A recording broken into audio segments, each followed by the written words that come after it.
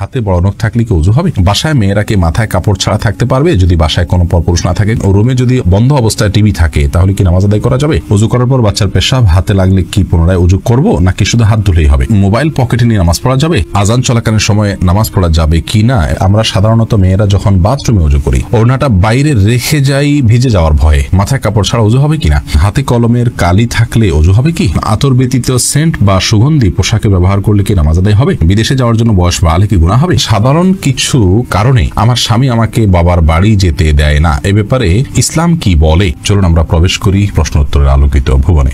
মারিয়াম মিজান এটি থেকে আপনি লিখেছেন ইউটিউব চ্যানেলে, ওযু করার পর বাচ্চার পেশাব হাতে লাগলে কি পুনরায় ওযু করব নাকি শুধু হাত ধুলেই হবে? না, পুনরায় ওযু করার দরকার নেই। বাচ্চা পেশাব যদি হাতে লেগেছে আপনার ওযু অবস্থায়, তাহলে যে অংশে হাতে লেগেছে ওই অংশটা পানি দিয়ে ধুয়ে ফেললে চলবে। আজান চলাকালীন সময় নামাজ পড়া যাবে কি না? এমডি আলাউদ্দিন আপনি প্রশ্ন করেছেন। আজান চলাকালীন সময় সালাত পড়া যেতে পারে, আজান চলাকালীন সময় যে নামাজ পড়া যাবে না এমন কোনো কথা কোরআনে কোথাও বলা হয়নি। তবে হ্যাঁ, আপনি জানেন যে এখনই আজান শুরু হবে, তাহলে আজানের জবাব দেওয়া সুন্নাত, সেজন্য শেষ সুন্নাতটা পালন করে তারপর আপনি সালাত পড়বেন। আফরিন চৌধুরী মিম আপনি লিখেছেন, হাতে কলমের কালি থাকলে ওযু হবে কি? হবে, কারণ কলমের কালির কারণে হাতের আমাদের ত্বকের উপরে আলাদা কোনো স্তর পড়ে না। এমনি নাজমুল হক আপনি লিখেছেন, রুমে যদি বন্ধ অবস্থায় টিভি থাকে তাহলে কি নামাজ আদায় করা যাবে? রুমে বন্ধ অবস্থায় টিভি থাকলে সেই রুমে যদি আপনি নামাজ পড়েন তাহলে সালাত আপনার হয়ে যাবে। বিশেষ করে যদি টিভি বন্ধ থাকে তাহলে কোনো অসুবিধা নামাজ হয়ে যাবে, আর যদি টিভি চালু থাকে তাহলে সেক্ষেত্রে মনোযোগ নষ্ট হবে, জন্য অন্য কোথাও সালাত আদায় করা উচিত। ফারজানার সাথে আপনি লিখেছেন, আজান চলাকালীন ওয়াশরুমে থাকলে মনে মনে আজানের জবাব দেওয়া যাবে কি? মনে মনে আজানের জবাব নয়, আজানের জবাব দিতে হবে মুখে। আপনি বাথরুমে থাকলে সেখানে তো আল্লাহর নাম উচ্চারণ করবেন না, এই জন্য আজানের পরপর যদি বের হন তাহলে বাইরে এসে আপনি আজানের জবাব দিতে পারেন, অথবা আপনি দিবেন না। মনে মনে দিলে আপনি সেটা দিতে পারেন, আল্লাহর কাছে সওয়াব আশা করতে পারেন যে আমি চেষ্টা করেছি, আল্লাহ তাআলা সেজন্য সওয়াব দিতেও পারেন, কিন্তু আজান মূলত জবাব দিতে হবে মুখে, বাথরুমে সেটা করা যাবে না। অতএব করতে পারছেন না সেজন্য মনে মনে আপনি দিতেই পারেন আপনার মনের সান্ত্বনার জন্য, এবং আল্লাহর কাছে সওয়াবের আশাও আপনি করতে পারেন। বেদনা নীল আকাশ আপনি আইডি থেকে লিখেছেন, সাধারণ কিছু কারণে আমার স্বামী আমাকে বাবার বাড়ি যেতে দেয় না, এ ব্যাপারে ইসলাম কি বলে? আপনার স্বামী আপনাকে আপনার বাবার বাড়ি যেতে নিষেধ করলে সেটি তিনি অন্যায় করছেন, অবিচার করছেন, কারণ আত্মীয়তার সম্পর্ক ছিন্ন করা শরীয়তে অত্যন্ত জঘন্য অপরাধ। সে অপরাধ করতে আপনাকে বাধ্য করে তিনি অপরাধ কাজ করছেন, তিনি অন্যায় কাজ করছেন। আমরা আপনার স্বামীর প্রতি আকুল আবেদন রাখবো তিনি যেন তার এই ভুল অবস্থান থেকে ফিরে আসেন, আল্লাহ তাআলা তাকে সেই তৌফিক দান করুন। আর আপনি যদি পারেন তার এই অবিচার থেকে নিজেকে দূরে সরিয়ে রাখতে, এবং আপনি আপনার আত্মীয় স্বজনের সাথে গোপন যদি সম্পর্ক রাখেন সেটা আপনার জন্য গুনাহ হবে না, তবে আপনাদের মধ্যে যেন কোনো ভুল বোঝাবুঝি না হয় সেদিকটা আপনাকে খেয়াল রাখতে হবে।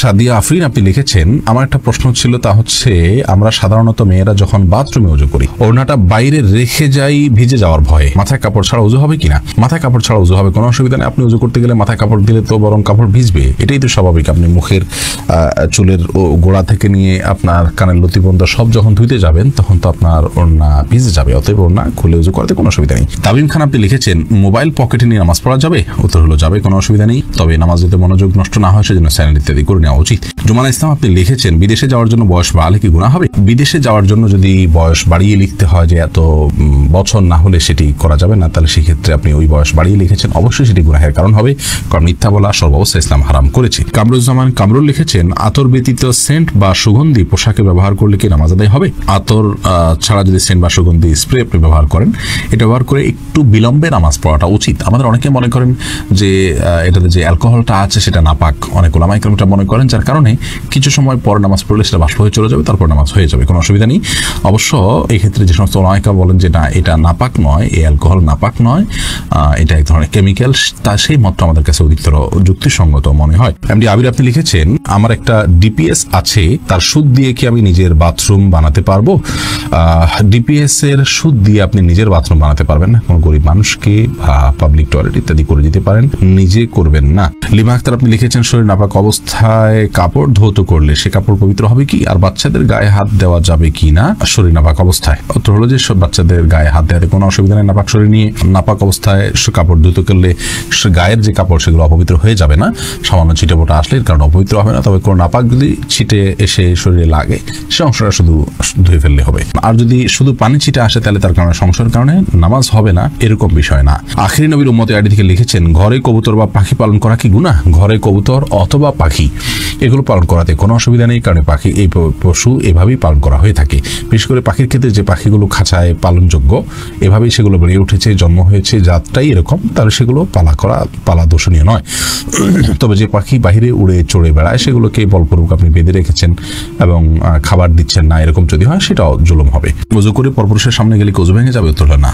এরপরে শাহিদা ইসলাম শেলি আপনি লিখেছেন, পায়খানা করার পরে কুলুপ না করে সাবান ব্যবহার করলে কি নামাজ হবে? টয়লেট ব্যবহার করার পর যদি আপনি কুলুপ না করে সাবান ব্যবহার করেন, তার মানে হাত পরিচ্ছন্ন করার জন্য, তাতে নামাজ হবে, নামাজ না হওয়ার কোনো কারণ নেই। তবে আপনার নাপাক থেকে নিজেকে ভালোভাবে পরিচ্ছন্ন করতে হবে।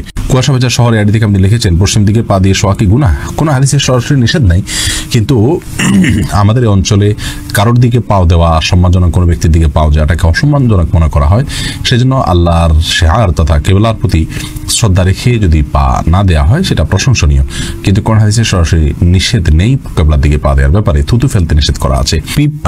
আইডি থেকে আপনি লিখেছেন, নামাজের সময় আম্মু কোনো কাজের আদেশ দিলে কি করব? যদি নফল নামাজ হয় আর আম্মুর এই কাজটা খুব বেশি গুরুত্বপূর্ণ হয়, ডাক শুনে বুঝতেছেন যে খুব জরুরি, আম্মু খুব সিরিয়াস ডাকছে, তাহলে আপনি নফল নামাজ ভেঙে আম্মুর কথা শুনবেন, পরবর্তীতে সে নামাজ পড়ে দিবেন।